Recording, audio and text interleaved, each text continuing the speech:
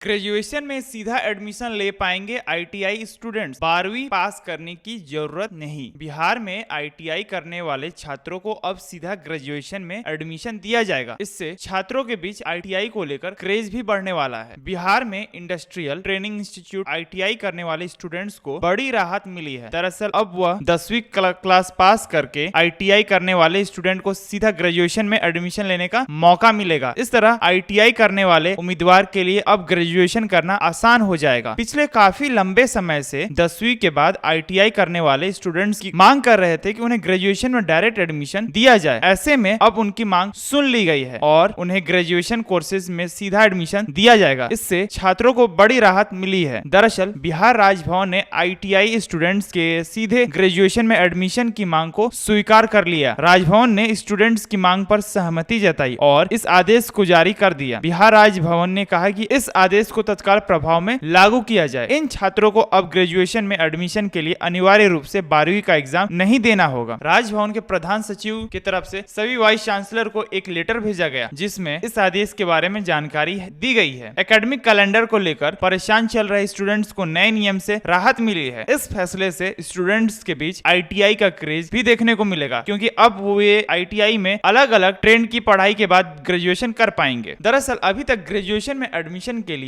12वीं पास होना जरूरी था। अगर किसी स्टूडेंट ने 10वीं क्लास पास की है तो उसे ग्रेजुएशन में एडमिशन नहीं मिलता था। ग्रेजुएशन में एडमिशन के लिए 12वीं का पास होना आवश्यक था। श्रम संसाधन विभाग और शिक्षा विभाग ने पहले ही आईटीआई करने वाले स्टूडेंट्स की ग्रेजुएशन में एडमिशन की मांग को स्वीकार कर लिया था। इस संबंध में एक प्रस्ताव राजभवन को भेजा गया। वहीं प्रस्ताव पर राजभवन में एक्सपर्ट कमेटी ने विचार विमर्श किया और फिर छात्रों की मांग को सही ठहराया। साथ ही राजभवन ने इस फैसले को लागू करने का आदेश भी दिया। नए नियम के जरिए अब आईटीआई कॉलेज के अलावा प्राइवेट कॉलेज में भी सीट बढ़ जाएगी।